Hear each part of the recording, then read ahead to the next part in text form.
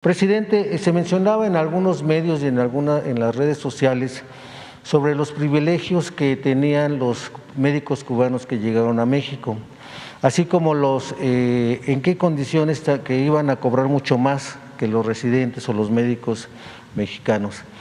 Y en qué condiciones, presidente, también preguntarle, ¿van a llegar estos médicos a las zonas donde los médicos mexicanos no quieren llegar? ¿Va a haber algún cuidado especial respecto con la Guardia Nacional que los esté vigilando, que los esté cuidando, puesto que estas zonas son de alto riesgo por el crimen organizado y en las cuales pues, los médicos pues, se han estado quejando igualmente por esta situación? Incluso todavía ha habido algunas manifestaciones al respecto. Pero aclarar esta situación, presidente, si efectivamente estos médicos cubanos gozan de estos privilegios que los mexicanos no. Van a ganar lo mismo que ganan los médicos mexicanos y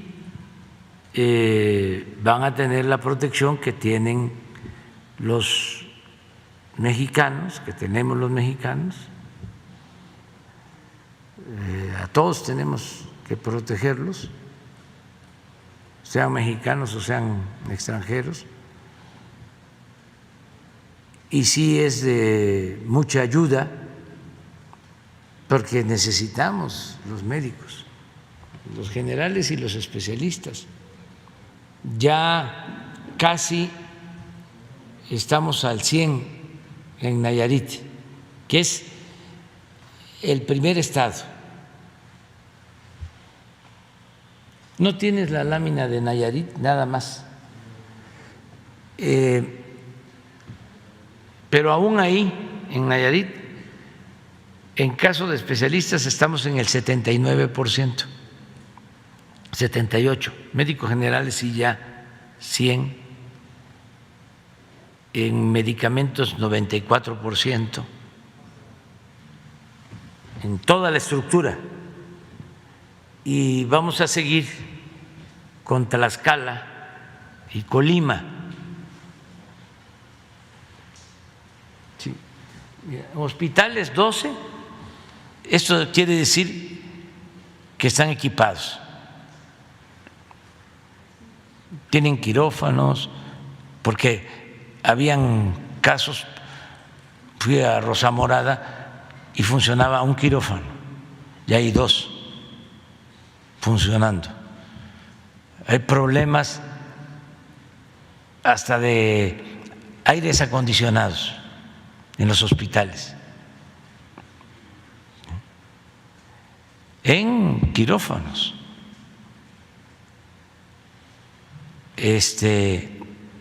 Realmente mucho abandono. Estas son las 3 unidades de tercer nivel, hospitales de especialidades, básicamente en Tepic, y estos son centros de salud en todo el estado. Si no me equivoco, Nayarit tiene 20 municipios, pero a ver,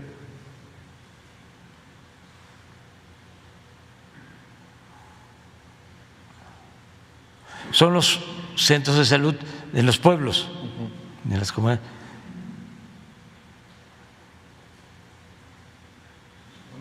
20, sí. Médicos especialistas tenemos 75, 467 de 620. Y el propósito es tenerlos todos, porque esto implica tener médicos todo el tiempo, todos los turnos, fines de semana. Por eso estamos hablando de un modelo de salud ejemplar. Es mi compromiso, es el compromiso del gobierno que represento. Y nos están ayudando también los médicos y las enfermeras y desde luego la gente. Ahí en el hospital de Rosa Morada hay un Consejo Ciudadano y me dio mucho gusto que me encontré a un señor en un escritorio afuera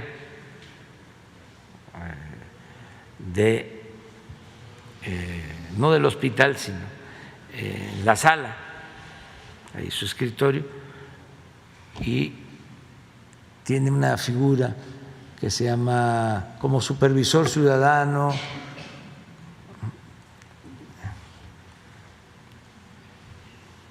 y es voluntario, y está ahí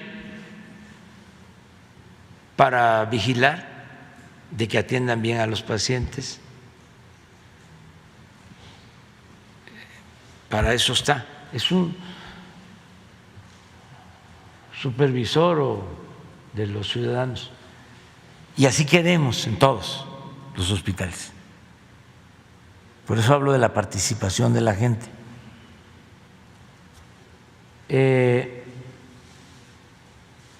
En basificación, esto es muy importante, 99% sus bases. Heredamos el gobierno con cerca de 90,000 trabajadores de la salud contratados de manera eventual, y algunos llevaban años y ya tienen su base.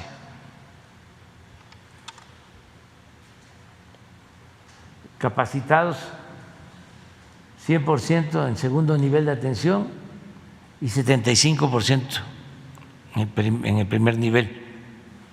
El primer nivel son los centros de salud. Esto es lo que se invirtió, pues, en reparaciones, en pintura, porque muchos abandonados, abasto de medicamentos, recetas. Estuve en la farmacia del hospital. ¿Se cuenta con la suficiente infraestructura y medicamentos y aditamentos para que estos médicos puedan trabajar? Aquí, en Nayarit, ese es el resultado. No puedo decir lo mismo de otros estados, porque estamos empezando. Este es el primer estado que queremos tener, como se dice coloquialmente, al 100. ¿Y en cuánto tiempo y en qué otras regiones se tendrá al 100, presidente? Este fin de semana voy a la supervisión del Tren Maya, la siguiente semana voy a hacer lo mismo que hice en Nayarit, en Tlaxcala y en Colima, van a estar al 100. Vamos a tener 3 estados ya. Esto se hace con acuerdos con los gobernadores, gobernadoras y con todo el personal, porque hay mucha desconfianza, porque este es un sistema federalizado, es IMSS, bienestar, salud, bienestar. Y los que llevan 5, 10 años, 15 años trabajando en el sistema de salud en un estado tienen preocupación de si se va a respetar su antigüedad, sus sueldos, y todo eso se ha ido resolviendo, y ya la basificación les da mucha confianza, mucha tranquilidad, y no se va a despedir a nadie.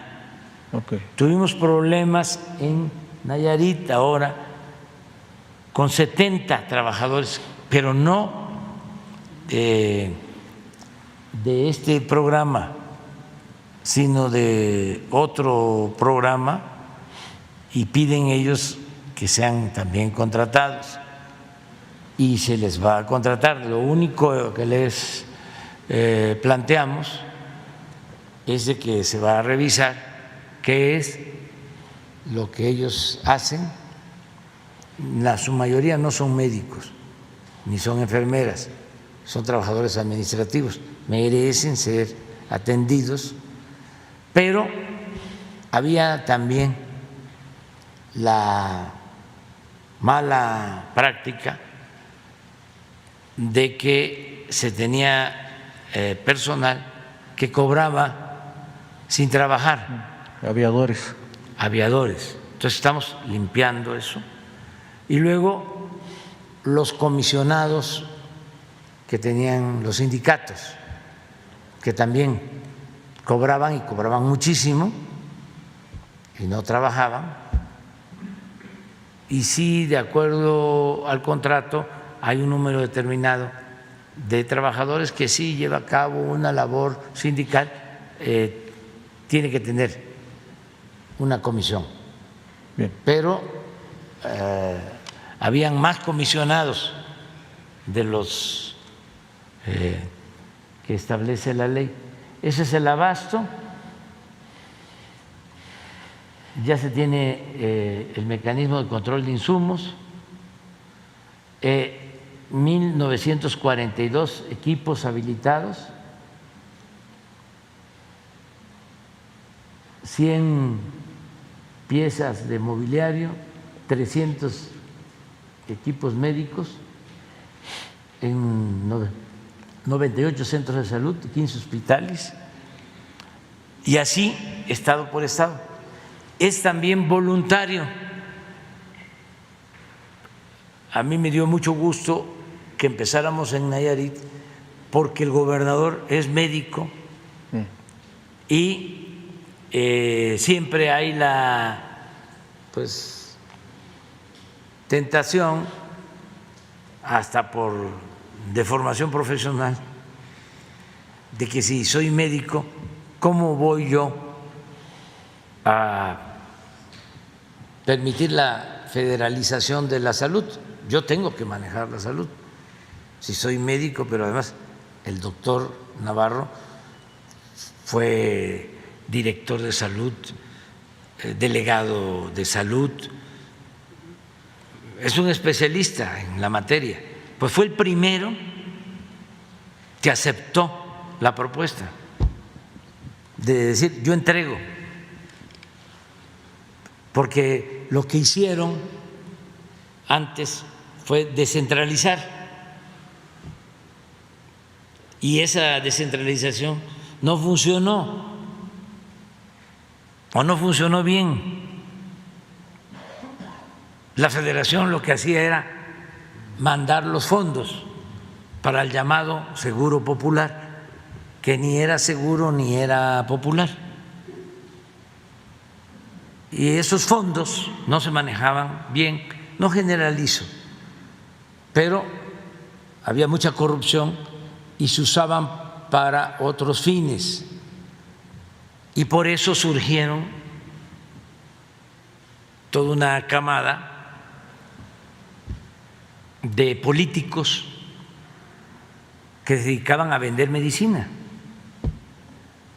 y equipos.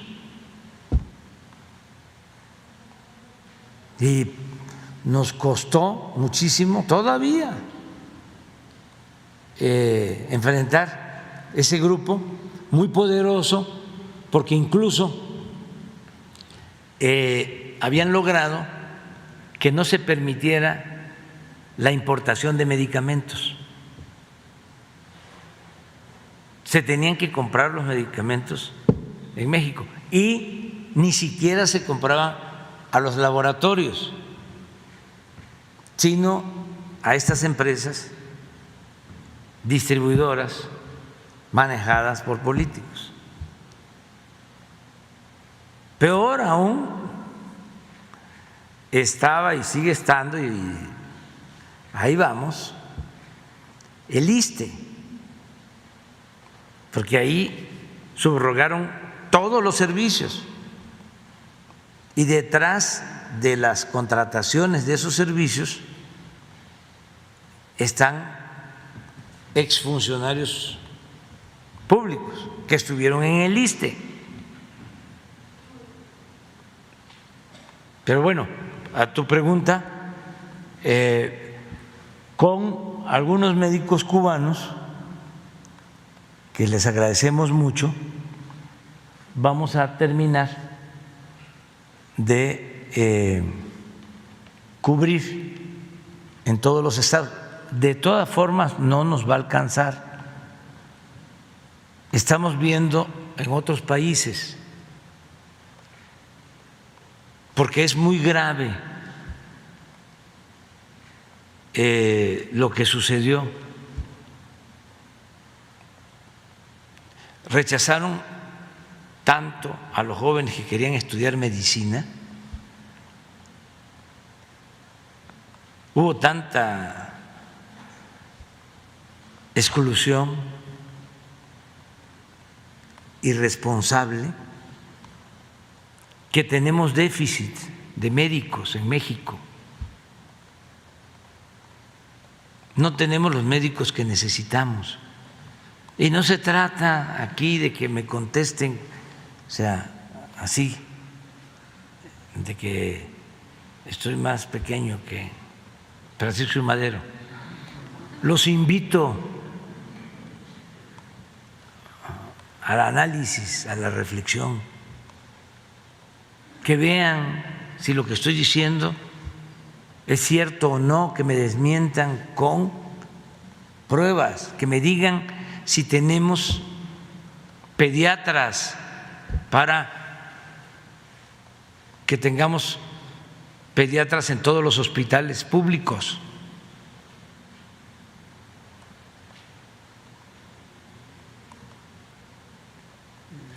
Pero no es así, desgraciadamente. Entonces, estamos abriendo escuelas de medicina, de enfermería. En todo el país debemos de tener abiertas como 40 en las zonas más apartadas. Y ampliamos, porque aunque parezca increíble, no solo no les importaba que se especializaran los médicos, sino los médicos, algunos ya especializados, no querían que se aumentara el número de especialistas.